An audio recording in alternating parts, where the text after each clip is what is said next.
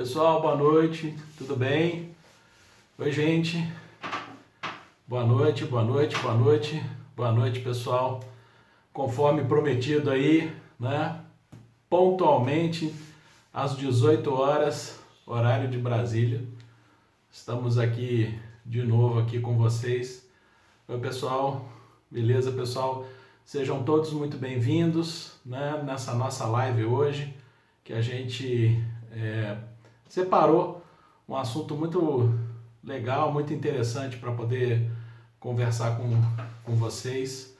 É nosso objetivo cada vez mais que a gente consiga, né, aproveitar, como foi objeto aí da nossa última live, que deve ter, acho que tem 2 semanas, mais ou menos, né? Foi objeto da nossa live passada a gente falar justamente, conversar justamente sobre isso, aproveitar o tempo, né, nesse período de quarentena, de confinamento, né, que nós estamos aí passando. Eu tenho a dizer para vocês, oi pessoal, eu tenho a dizer para vocês que também sou ser humano, né, e que tem sido um desafio, mas é muito importante a gente manter a cabeça focada, né, num objetivo. Esse tempo tem sido um tempo muito produtivo para mim. Oi, Simone, minha prima tá aí, pessoal, que barato, que legal. Esse tempo tem sido um tempo muito produtivo para mim e, na verdade, o que me moveu dessa vez em fazer essa live, em conversar com vocês, é que ao mesmo tempo em que eu quero conversar com vocês a respeito do desafiar crenças, né, superar limites e tudo mais do que nunca o que eu quero também é compartilhar com vocês vivências pessoais minhas. E recentemente eu passei por uma experiência muito interessante que me fez desafiar, ter que olhar para dentro de mim e desafiar as minhas próprias crenças, desafiar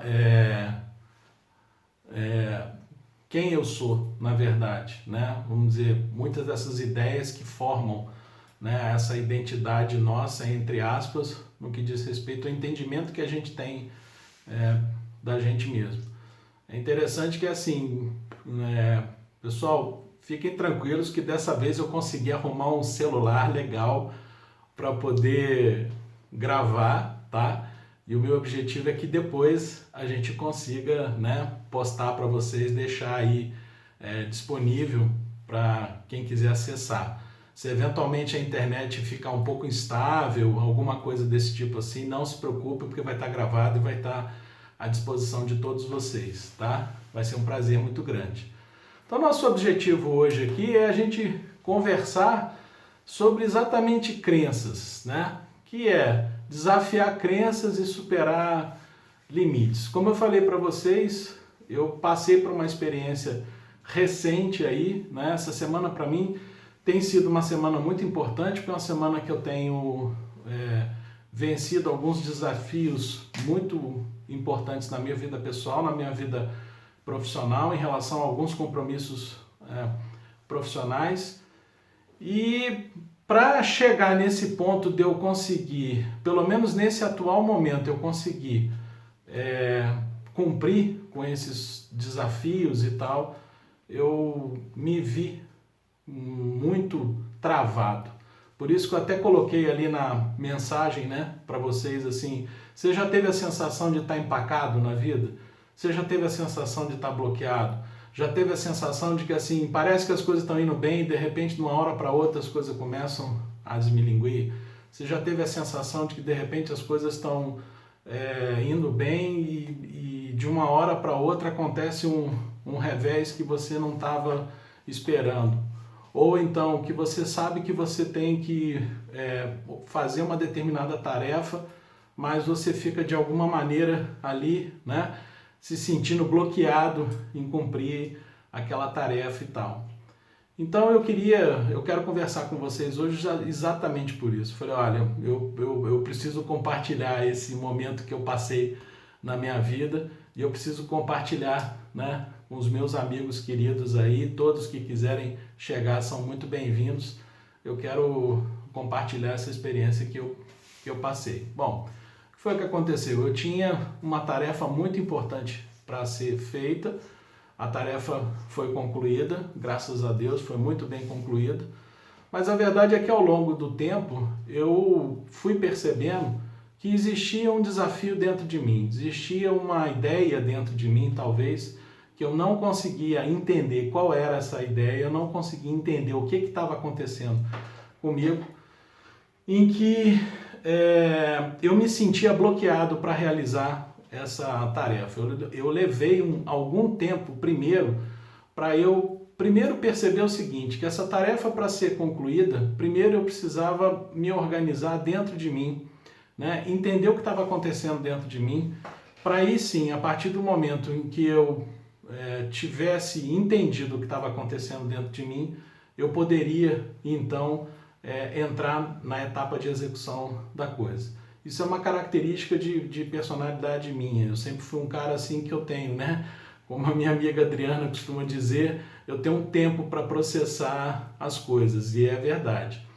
Então, assim, essa tarefa veio para mim e foi uma tarefa que me deixou muito feliz, é uma oportunidade muito bacana, muito bonita para a minha vida profissional, mas ao mesmo tempo em que logo no primeiro momento vem a alegria de você poder ter sido lembrado para uma tarefa tão importante, quase que no minuto seguinte ou talvez nas horas seguintes, né, vem o peso da responsabilidade nas costas e aí começa a cabeça da gente e começa, né, a girar e pensando, será que eu vou dar conta? Será que é possível? Será que eu consigo? Será que isso? Será que aquilo? Será que aquilo outro? Etc e tal.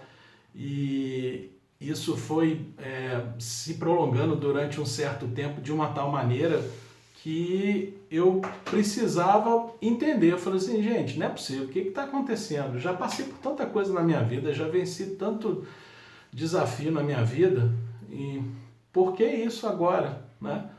Então, isso me obrigou a olhar para dentro de mim, isso me obrigou a fazer um mergulho dentro de mim para eu entender o que estava acontecendo, né? E, na verdade, isso me fez chegar no tema desse nosso assunto de hoje, que é justamente sobre crenças, né? São as nossas crenças. Nós não estamos falando aqui de crenças religiosas, longe de mim falar isso, né? Cada um tem a sua, com muito respeito, e todas elas levam a Deus. O importante é a gente acreditar. Mas eu estou falando de crenças no sentido daquelas ideias mais profundas que existem dentro da gente, ideias essas, né, que influenciam no nosso comportamento, que determinam o nosso comportamento.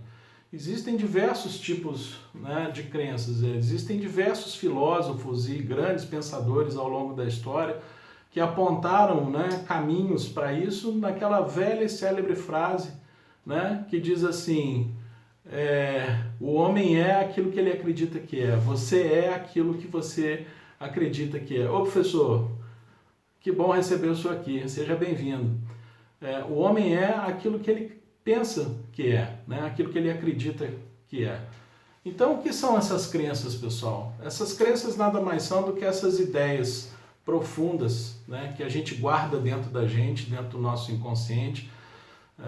Boa parte das vezes essas crenças não são nem conscientes, ou seja, a gente não tem nem consciência dessas ideias que estão dentro da nossa cabeça, mas elas orientam e muito o nosso comportamento. E por que elas orientam o nosso comportamento?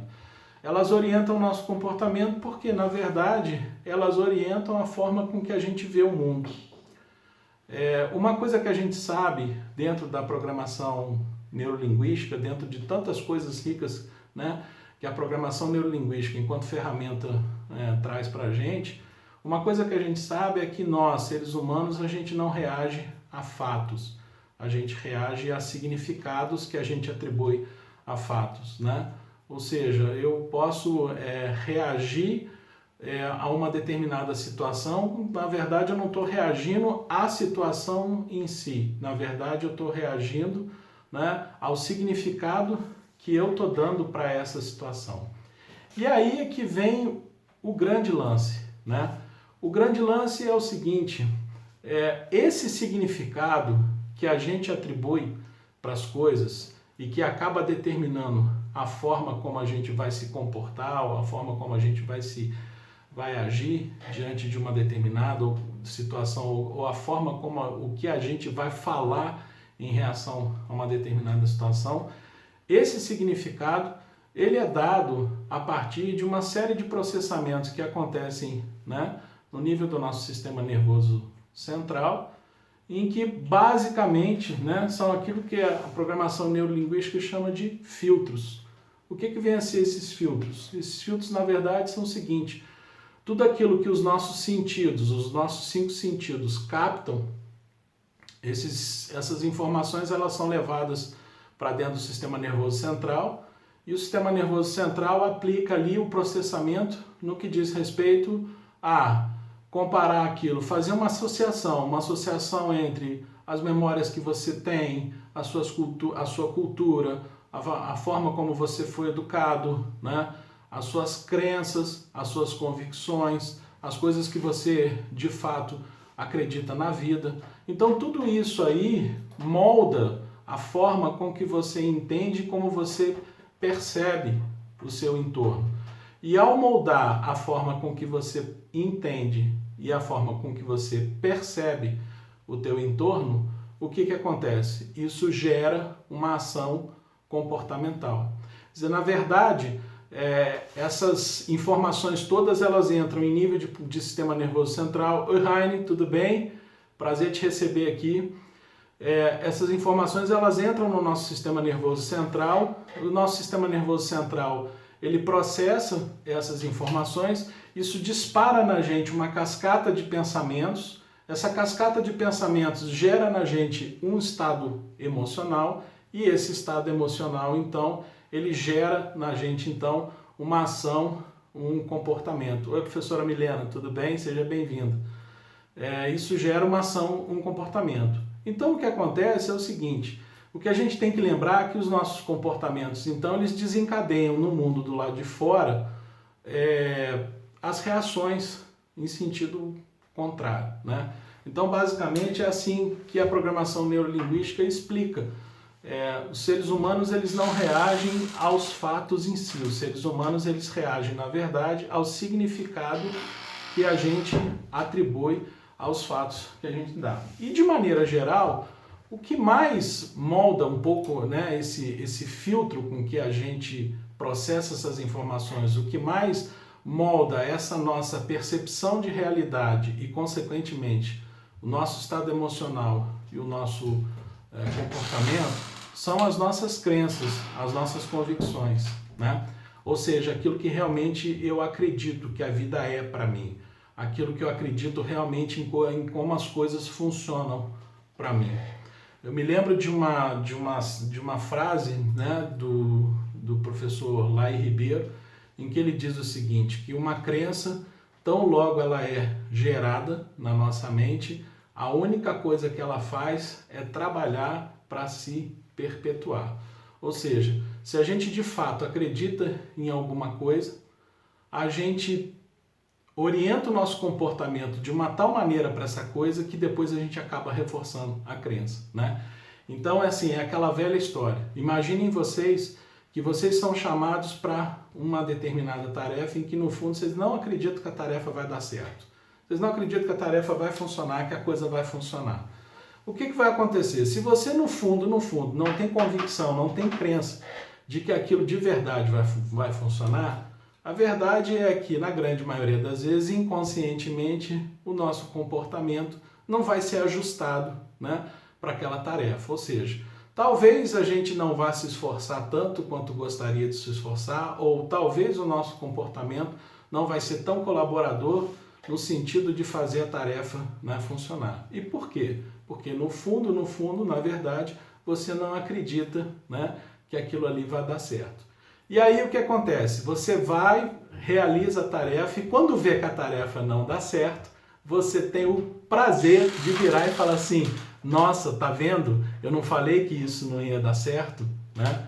Então, as crenças nada mais são do que as ideias primordiais que moldam, né, a nossa percepção de mundo. Onde começam essas crenças? Na verdade, essas crenças elas começam a partir do momento, né, em que a gente praticamente é gerado, porque a verdade é quando a gente está lá na gestação, na nossa fase lá gestacional, né, a gente sabe pela parapsicologia sistêmica que tudo que a mãe pensa e sente ao longo da gestação passa diretamente e se imprime como um filme poderoso no DNA, né, do feto, de maneira que, né, os estudiosos da parapsicologia sistêmica dizem até que a criança, quando nasce, 90% da personalidade, ou seja, dos traços de personalidade dela, já estão prontos. Mas a verdade é que é o seguinte, é que ao longo da nossa primeira infância, da nossa segunda infância, né, ao longo da nossa adolescência e ao longo da nossa vida, a gente vai ouvindo coisas, a gente vai registrando informações, né, sobre a gente, sobre o mundo, sobre as experiências, sobre as pessoas, né, sobre as coisas que nos cercam, né, e assim sucessivamente. Então, na verdade, essas ideias elas vão sendo depositadas no nosso inconsciente, especialmente em momentos em que a gente não tinha ainda uma capacidade cognitiva de raciocínio, né, de experiência de vida muitas vezes, para a gente poder rebater essas ideias, né? E aí, né, existem vários dados, várias informações aí que dizem, por exemplo, né, que uma criança aos 7 anos de idade, ela já... Oi, professora, tudo bem? Uma criança aos 7 anos de idade, ela já recebeu mais de 100 mil nãos, né? Então, quer dizer, a gente recebe muitas informações no sentido de certa forma, tolher o nosso potencial. É óbvio que a gente não está fazendo crítica nenhuma, né, aos nossos pais, aos nossos professores, aos nossos amigos, etc. e tal, aqueles que participaram conosco desse momento, né, de início de vida. Não é essa a intenção. Todo mundo faz o melhor que pode dentro do contexto que tem, com a circunstância que tem, com o recurso que tem, né, isso sem dúvida nenhuma. Mas assim, a ideia é que muitas dessas ideias se depositam na nossa cabeça num momento da nossa vida em que a gente não tem ainda um intelecto, né, robusto para rebater determinadas ideias. Então nós somos crianças ainda e a gente ouve determinadas coisas em determinados contextos, só que a gente registra aquela informação e generaliza aquela informação para tudo. Então, assim, uma criança pequena que foi fazer uma determinada tarefa, né, e eventualmente, me dá aqui, deixa eu fazer esse negócio que você não sabe fazer direito, né? Obviamente, muitas vezes a intenção é corrigir a tarefa naquele momento, mas infelizmente a informação que fica registrada é você não sabe fazer direito. E aí a pessoa então a criança acaba levando aquela verdade para a vida, né? E muitas vezes esse pensamento, com o passar do tempo, ele afunda no inconsciente, e essas ideias, ao afundar no inconsciente, não quer dizer que elas não deixam de fazer efeito, de continuar interferindo na forma com que a gente vê o mundo, na forma com que a gente reage, a gente se comporta, né, em relação ao mundo. Então, boa parte das crenças que nos guiam, elas são criadas justamente nessa fase inicial de primeira e de segunda infância, que é uma fase que a gente não tem ainda, né, um intelecto robusto para poder rebater certas coisas. E a verdade é que muitas das coisas que nos são ditas, nos são faladas, que a gente precisa lembrar e precisa pensar, é que são coisas dentro da visão de mundo daquela pessoa. E a gente acaba assimilando e incorporando a visão de mundo da outra pessoa. E isso acaba influenciando a nossa forma com que a gente vê o mundo. Bom, tudo bem, né? Existem crenças, pessoal, né? Não quer dizer esse processo que eu estou relatando para vocês, ele não é um processo de todo negativo, não, muito pelo contrário, tá? Eu estou relatando para vocês o processo como ele acontece. Mas existem crenças que a gente chama de crenças possibilitadoras, ou seja, são aquelas crenças que são possíveis de fazer você, de fato, sair do seu lugar comum e você ir buscar, né, uma arrancada, você expressar o máximo do seu potencial, essas são as crenças possibilitadoras, e existem as crenças que são as crenças limitantes. As crenças limitantes são justamente essas. São essas crenças que limitam, né, a nossa percepção de mundo e, consequentemente, limitam a forma com que a gente se vê e limitam a forma com que a gente acaba se comportando perante o mundo. E acabam limitando, então, o nosso potencial, acabam tolhendo, então, o nosso potencial. Então, a ideia hoje, né, aproveitando isso que a gente está conversando, é exatamente, né, o que são essas crenças? São as ideias primordiais que a gente tem no nosso inconsciente e que muitas vezes elas estão lá, foram incorporadas no momento em que a gente não conseguia avaliar, raciocinar em cima dessas ideias, elas foram assimiladas como verdade absoluta e isso moldou então a forma com que a gente percebe o mundo, a forma com que a gente percebe as atitudes das outras pessoas, a forma com que a gente percebe, né, o nosso entorno, e isso acaba moldando então a forma com que a gente se comporta, isso acaba moldando a forma com o que a gente fala, o que a gente, né, o nosso discurso, e acaba moldando inclusive, pessoal, o discurso que todos nós temos na cabeça, que é chamado de diálogo interno. Gente, todo mundo conversa consigo mesmo, todo mundo tem uma vozinha na cabeça. E não eu não estou falando de maluquice nem nada disso não, eu não estou falando também de fenômeno paranormal nem nada disso, eu estou dizendo que é natural, é normal que exista um diálogo, uma voz, né, em que a gente conversa com a gente o tempo todo, tá? Agora, é muito importante a gente entender o seguinte, que essa voz nem sempre é a gente não pode se identificar com essa voz desse diálogo interno totalmente, porque essa voz nem sempre, na verdade essa voz ela não é a gente, e eu não estou falando de fenômeno paranormal, eu estou dizendo que essa voz, na verdade, esse nosso diálogo interno, ele na verdade, ele é a soma, o resultado de todas as coisas que a gente andou ouvindo a respeito da gente, do mundo e de tudo que acontece em torno da gente ao longo da nossa vida. São as coisas que a gente concordou, aceitou e que essas ideias então viraram verdade para a gente, né? Então o que acontece? Muitas vezes quando a gente está diante de uma situação limitante, né, a gente começa a conversa na cabeça, isso não vai dar certo, isso não vai funcionar, e eu não sei fazer isso direito, esse negócio não vai funcionar, a coisa vai começar a piorar cada vez mais. E muitas vezes o que acontece é que boa parte das pessoas elas acabam se identificando com essa voz e acabam dando uma credibilidade exagerada para essa voz e acabam entrando na pilha da voz. E entrar na pilha desse diálogo, dessa conversa, é muito ruim. É muito importante que a gente entenda, que a gente aprenda que, na verdade, essa voz não é a gente, que nós, na verdade, somos a consciência que está por trás da voz, ou seja, nós somos a inteligência que está por trás disso tudo e que a gente tem e deve, inclusive, exercer um controle sobre esse diálogo interno. Na medida em que você começa a perceber que esse diálogo interno é um diálogo interno que ele não te ajuda, ele não é possibilitador, é importante você fazer um trabalho de observação interna e você começar a inverter o sentido desse diálogo.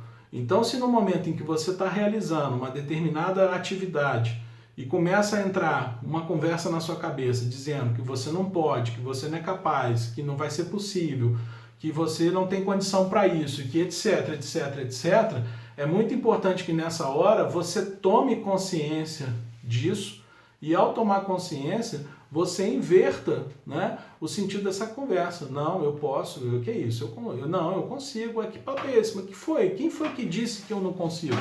Quem foi que disse que eu não posso fazer? Onde está escrito isso? Se os outros conseguem fazer, por que eu não posso fazer? Né? Então é importante a gente trabalhar no sentido de quando essas informações elas começam a nos colocar num caminho muito limitador no que diz respeito à nossa capacidade, a duvidar da nossa capacidade, a duvidar da nossa potencialidade e tal, é importante que a gente aprenda a ter consciência disso, a observar isso e a desafiar essas crenças, tá?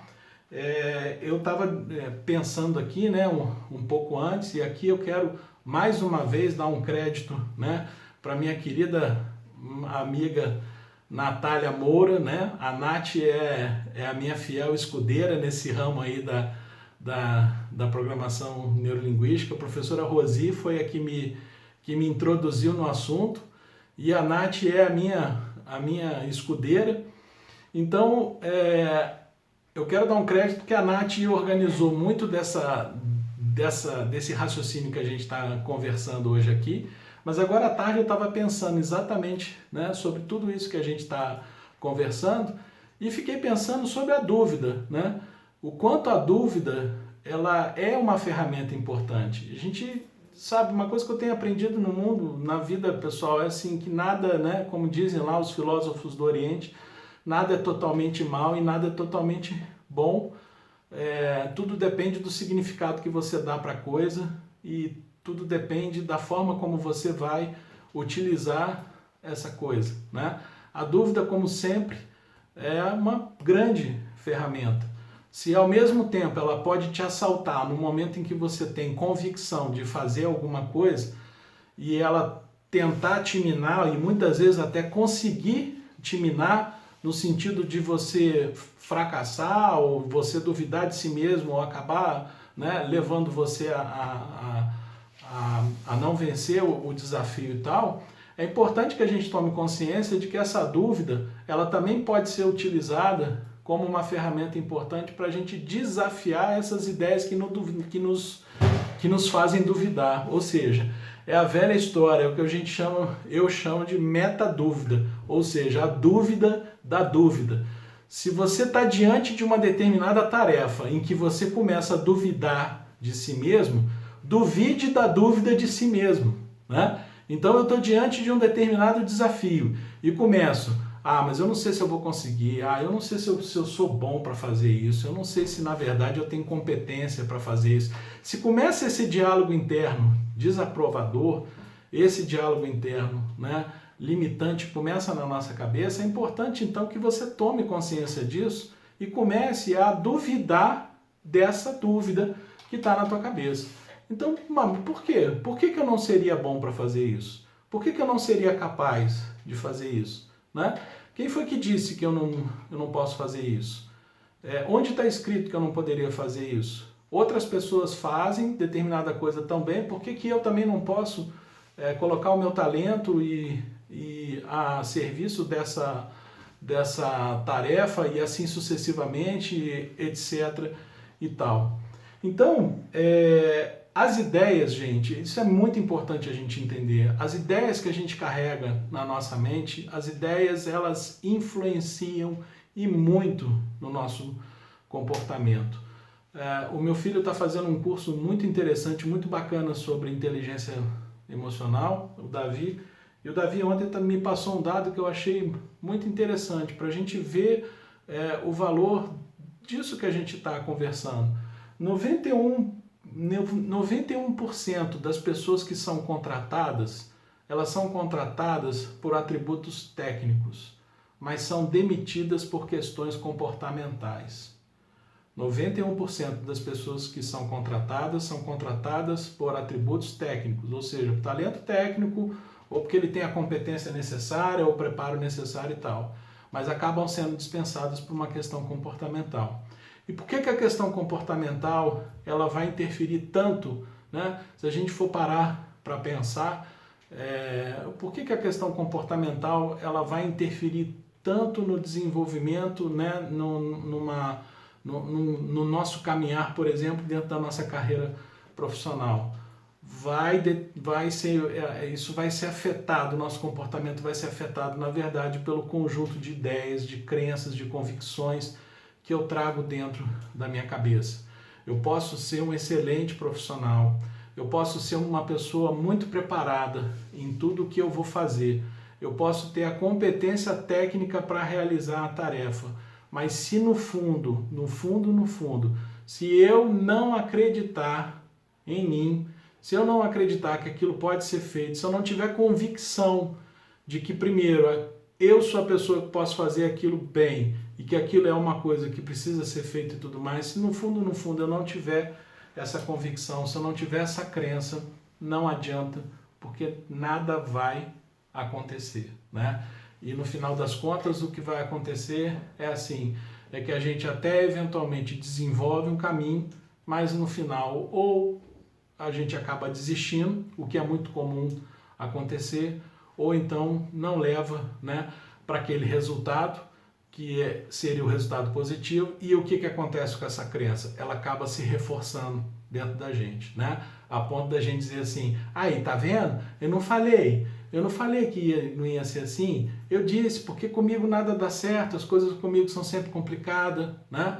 Eu canso de ouvir pessoas por aí afora, e gente, sem brincadeira, quando eu ouço frases desse tipo, eu vou dizer para vocês, meu ouvido até dói, meu coração dói, porque eu acho que a gente, enquanto ser humano, a gente é tão rico, a gente tem um potencial tão ilimitado, e eu acredito do fundo do meu coração que a gente foi realmente criado para realizar tarefas maravilhosas. Gente, vamos parar para pensar, né? Tudo bem que a gente está passando o nosso desafio aí, momentâneo aí dessa pandemia, mas vamos parar para pensar o quanto o mundo se transformou, né? Se a gente for parar para pensar desde a evolução lá do ser humano, quando ele apareceu na Terra, não sei quantos mil anos atrás, e hoje em dia, o que a gente tem, quanta transformação, né, foi feita no mundo por quem? Por nós, por nós seres humanos. É óbvio, a gente ainda não é perfeito, a gente ainda tem, né, desafios a serem resolvidos e tal, mas a verdade é que toda essa transformação foi provocada por nós, e que transformação belíssima, se a gente for parar para pensar que a gente partiu do nada, do absolutamente nada, enquanto a gente ficava ainda nas cavernas, né, em volta da fogueira, e você vê hoje em dia o que a civilização construiu. Então a gente tem um potencial ilimitado. Todos nós colaboramos e contribuímos para isso, sem dúvida nenhuma. Cada um com seu talento, cada um no seu, né, local de trabalho, cada um na sua atividade, enfim, cada um no seu sistema de crença, de convicção.